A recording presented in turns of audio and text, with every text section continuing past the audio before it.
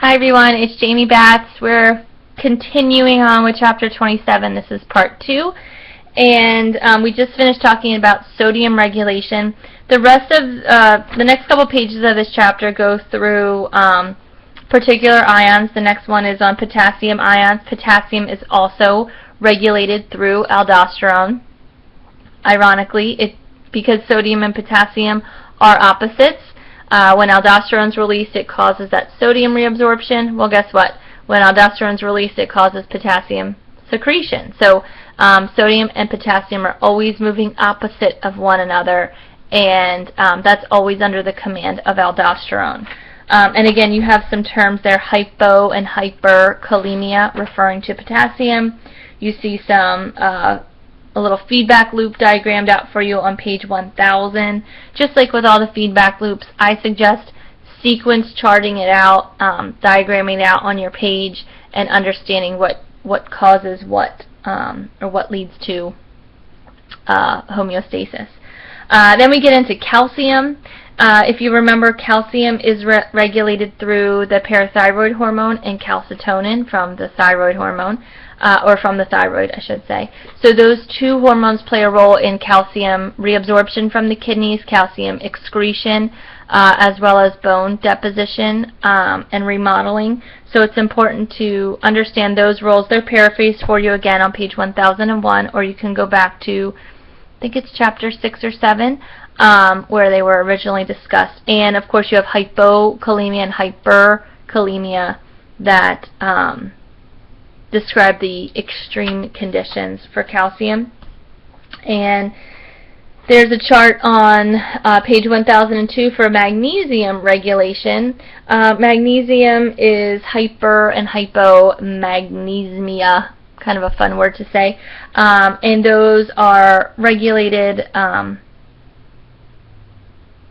along with sodium and potassium. So they're on kind of the same pumping mechanism.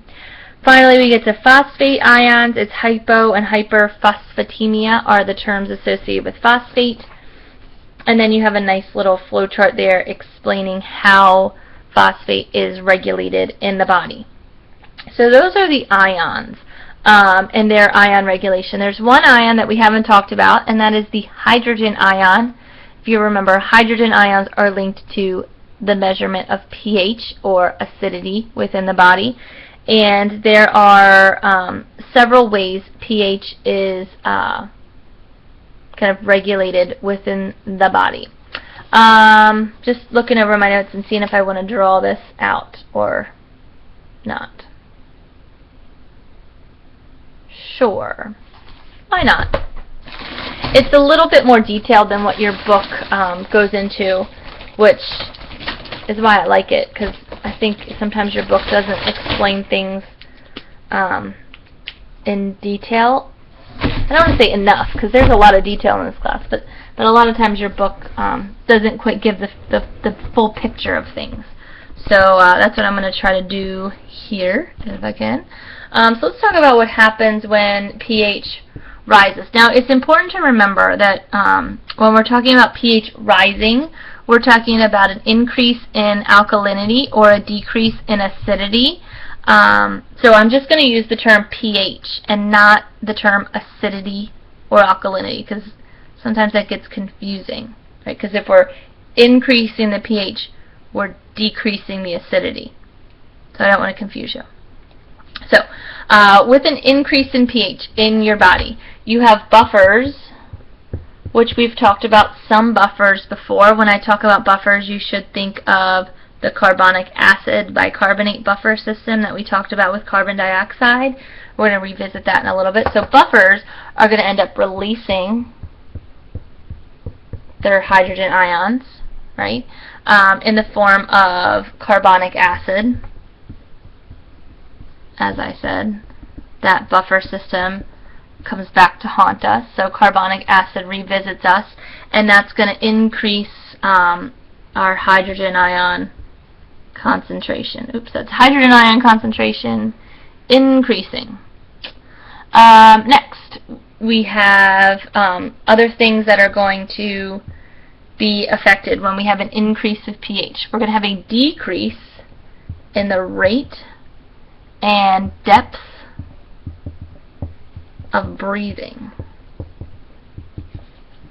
Overall, that's going to increase our carbon dioxide, right? If we increase our carbon dioxide, that's going to lead to an increase of, I'm just running out of room, H2CO3, carbonic acid. That increase in carbonic acid is going to increase our hydrogen ion concentration. We're also going to decrease our hydrogen secretion at the kidney. And again, that makes sense because if we have a increased pH, that means we don't have enough hydrogen ions floating around, so we need more. We need to retain them. And because we're decreasing our hydrogen ion secretion, we're also going to decrease our bicarbonate, HCO3, reabsorption.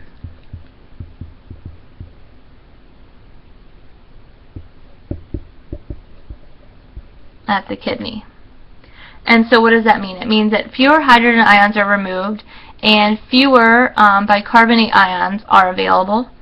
So these hydrogen ions can float around and increase, or rather decrease, the pH in our body.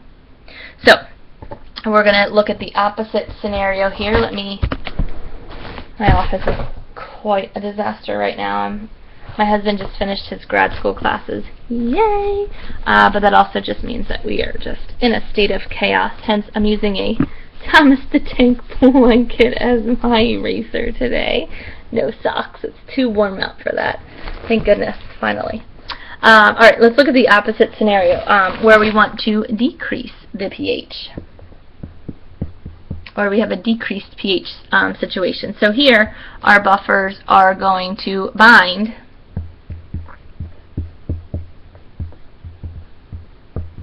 to our hydrogen ions, right? Overall, all of this is going to lower our hydrogen ion concentration, because if our pH is low, that means we have a very high hydrogen ion concentration, so we want our buffers to bind to hydrogen ions. We're going to increase the rate and depth of breathing. Overall, it's going to decrease our carbon dioxide. Decrease our carbon dioxide in our blood by doing that. We're also going to increase our hydrogen ion secretion at the kidneys. And we're going to increase our bicarbonate secretion as well. Or reabsorption, sorry.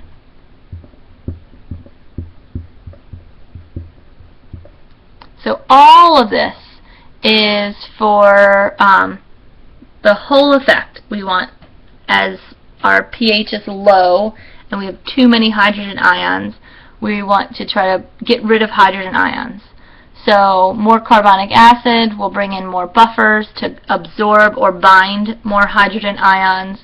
More hydrogen ions being secreted, the less will be in the blood, and the more your pH will go back to normal. So let's talk about some of the major buffer systems that exist in our body. That was kind of a big picture of pH balance. So there's really two body systems that are playing a role when we're talking about an imbalanced pH. Did you guess them yet? Think about what we just drew on those two diagrams. Obviously the kidneys play a role. And what's the other one? Respiration, right? Increasing or decreasing our rate of respiration is going to play a role on how much carbon dioxide we have in our body, and carbon dioxide, which makes carbonic acid, is going to play a role in our overall pH levels of our body. So it's important that our respiration rate be controlled well, so that our pH is not going crazy. And that's one of the reasons why when you hyper or hypoventilate, you get lightheaded and could possibly pass out. it's not from too much oxygen. It's because your pH is getting out of control and out of balance. So let's go back to the buffer systems. There's 3 major buffer systems in the body. And I'm wondering if I have a no big graphic organizer for it. I can just say it. One is the protein buffer system. The protein buffer system, this is one that's all throughout the body. This is where proteins are acting as buffers. They can absorb that extra hydrogen ion.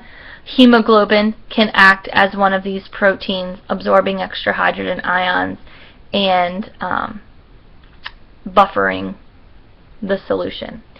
Your intracellular buffers include phosphate, right, PO4. Phosphate is capable of absorbing extra hydrogen ions and acting as a buffer, right, H2PO4, phosphoric acid. And then, of course, our most important buffer in the plasma is bicarbonate, that buffer system that we've been talking about for a couple of chapters now. Carbon dioxide and water reacting with carbonic anhydrase, making carbonic acid, which can dissociate into a hydrogen ion and a carbonate ion. So that is those are our major buffer systems. I want to look and just make sure that I'm following along with your text so that we don't get too far off. It talks about strong acids and strong bases, which are important to understand. And then there's that nice homeostasis picture on 1006, which is basically the same thing I just went through on my little, they weren't really charts, the little lists that I just made. Same basic thing, just right there on that chart for you. Our buffer systems are discussed on page 1007. I just briefly went over them. And then we get into renal regulation of, I'm right on track with what I have in my notes, renal regulation of acid-base balance. So that's what's on page 1009. Pretty much when the filtrate or the blood pH decreases, in other words, it becomes more acidic, the hydrogen ions are going to bind with the bicarbonate ions, and that's going to form the carbonic acid, and that carbonic acid can be converted back into carbon dioxide, and the carbon dioxide can go back into the tubule cells, and you see that here in like step number 1, I guess.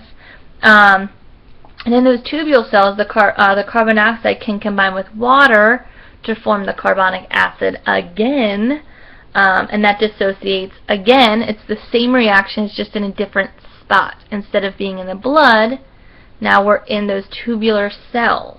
So those tubular cells can then, is it an antiport? Yeah, an antiport system, getting rid of hydrogen and pumping in sodium. And the reason I was like, is it an antiport? Because I remember that and I believe I mentioned this briefly in another lecture. It's coming back to me a little bit. My little mini lectures in my office here.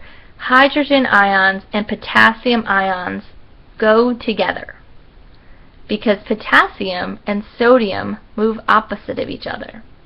And so I know that if we're pumping out hydrogen ions, we're probably also pumping out potassium ions.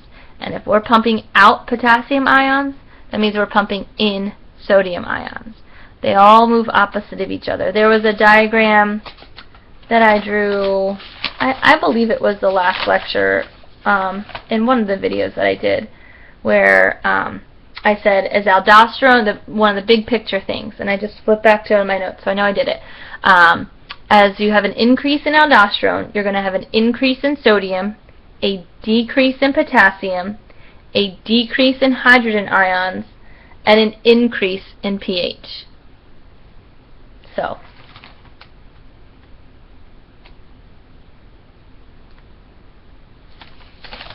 just thinking about what I said, making sure it all made sense. So as your blood is losing carbon dioxide, the filtrate is gaining the hydrogen ions for excretion at the kidneys. And that's at the exchange of sodium. Sodium's coming in, hydrogen is leaving. So This means that your filtrate can get pretty acidic. So there's actually buffers within the filtrate, right? Remember, filtrate is pre-urine. I just looked at my time. I'm going a little over what I like to do, but we're almost done here. So within that filtrate, because your body is constantly excreting hydrogen ions, we don't want to make our urine too acidic, right? We'll damage the ureters, we'll damage the bladder, we'll damage the urethra. So there's a couple buffers in there. First, the carbonic acid or the bicarbonate may be in there also. So it can be buffered with the bicarbonate from other excretions. It can also be buffered with the phosphate to form H2PO4, right? Or it can react with the ammonium to form ammonia, NH4, right? NH3 turns into NH4, and that's sometimes why our urine may smell like ammonia from just the release of hydrogen ions in the blood. In the urine, not in the blood. So I'm pretty sure. Oh, and that's what that last little piece on page 1011 was going over, just the different buffer systems within the filtrate. That wraps up chapter 27. It's quick and easy, but really there is a lot of physiology in here, and it's a really big summative chapter over everything that we've been learning for 2 semesters. So this is really kind of a judgment point where you read this chapter and you say, what the heck did I just read? I don't understand any of this.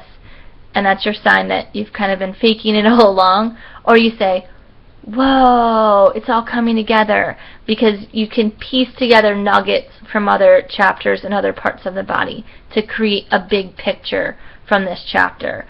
Because the next chapter is it's reproductive. It's not really a summative chapter. This chapter 27 really puts the entire human body into perspective, especially with the balance between the respiratory system and the urinary system with this acid-base buffering system that occurs. So it's a pretty cool, interesting chapter to kind of wrap it all up in a nice little bow, as I like to think. Let me know what questions you have. The summary at the end is good. I always like to look over those critical thinking questions at the end of the chapter to make sure you understand everything. Those are good questions to take a look at. So good luck, and you're almost done. Bye.